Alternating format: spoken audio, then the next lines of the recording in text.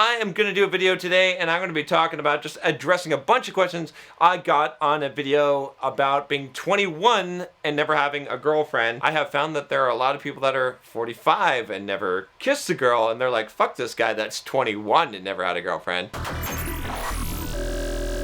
I'm John from BulldogMindset.com. If you're just joining me for the first time on this channel, I teach you everything that you need to know to succeed in life and have the bulldog mindset instead of the victim mindset, which includes being a ladies' man. I have this video, okay, that has gotten a lot of views. It's been a popular video. I'm 21 and never had a girlfriend. Excuse my awkwardness on the video. This is from Firefrog 101. And he says, some questions, please read. First, when approaching chicks randomly, wouldn't you telegraph your interest in them immediately, come across too desperately? Where's a happy medium there? I think most chicks are pretty perceptive, and they know that if you're talking to them, you're probably interested in them to some degree. Not something that I would worry about for most of you, right? So most guys, okay, and I can say this pretty plainly because I was one of those guys at one point, and I know a lot of you are because I get the emails. I know, and I've coached a lot of guys. I can tell you like 90% of guys are terrified to just go and talk to a girl. They've never done it in their life. They've never just gone up to a girl that they've liked on the street and just said, hey, good looking, what you got cooking? Go and do that one. If you're in that category, it's all right that you've telegraphed some interest. In fact, it's good because most of you, and at the end of this video, I'm going to reveal some bombs. So stay to the end. How's that? If you're kind of perceived as a nice guy, right? If you got the glasses on, and you're like, hey, what's up? For you to come across as aggressive is good, right? For you to be direct, for you to be like, man, you're fucking hot. I just had to come and talk to you. That's going to be good for you, okay? Now, it's not the best approach. Like, you are telegraphing a lot of interest, obviously.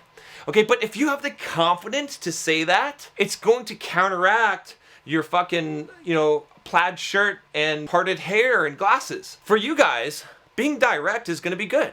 Because the biggest thing that, there's two things that's going to overcome. One, the bullshit of not doing the approach. If you don't talk to the girl, I guarantee you 100% of the time you're going to get zero results, except for the one girl that just like, you look like her dad, and she's like, who abused her and never loved her, and she sees you and she just like climbs all over you. Like, that happens one in a million times. And then second, if you don't have the confidence, it's better to come across confident. You can do it in such a way that when you approach and when you say something, you are conveying confidence, and you're saying something that might be a compliment or something that's obvious that you're picking up on her, but at the same time, in doing it in such a manner that it doesn't faze you, that you're not really giving away any kind of value because, it's not a big deal. You're not treating her like she's a big fucking deal. You're just like, hey, what's up? Oh man, you're nice yoga pants there. Damn. At this point, just fucking talk. Just whatever. It doesn't even matter. Like, just be like, blah. Just go up to girls and go, blah. And then you'll be fine. It'll be better than what you're doing now, which is nothing. When there are cases of flirting and you don't know how to be clever and respond, what advice do you have for that? Don't try and be clever. The worst things that happen in life is when people try to be clever. It's got to just flow naturally. The more that you talk to girls, the more you get into conversations, the more that you're flirting, the more that it's going to happen. And as one of my good friends would say about this, is he would say, have some canned shit. And I don't necessarily like that, but it's true. It's true. As much as I dislike it, right, I think that's probably pretty good advice, is like, if you know some shit that you can talk about, some stories, some routines, some clever retorts for things, and you've got some stuff memorized, and you can run some, you can run some game, you can run some whatever, it's not a bad idea. It will help you, for sure, for those times. But practice is going to be the main thing, and not trying. If you don't know, if you're in some case of flirting, you don't know how to be clever and respond, then don't. Just like change the subject, just like stand there and say something stupid. Like, it doesn't matter. It's better that you just say some stupid shit. Like, you're going to get better, you're going to have better results, especially with women, especially like an environment like a club or a bar where everyone's having fun. If you're just saying random stupid shit, okay? Just whatever comes to your mind, don't filter, just fucking let it loose, okay? It's fine. Everyone's drinking. It's not a big deal. Like, it's not going to be a big deal. Even if you're not drinking, which you probably shouldn't be anyway, that's going to be better than, like, trying to be all analytical and clever. And, like, you know, if someone senses that you are calculating what kind of response is going to get a laugh, and you're like, blah, blah, blah, mm-hmm. And you're just waiting there like, yeah, go ahead, give me the laugh. You're going to look like such a chode. Like, it's going to look pretty try-hard. It's going to look bad.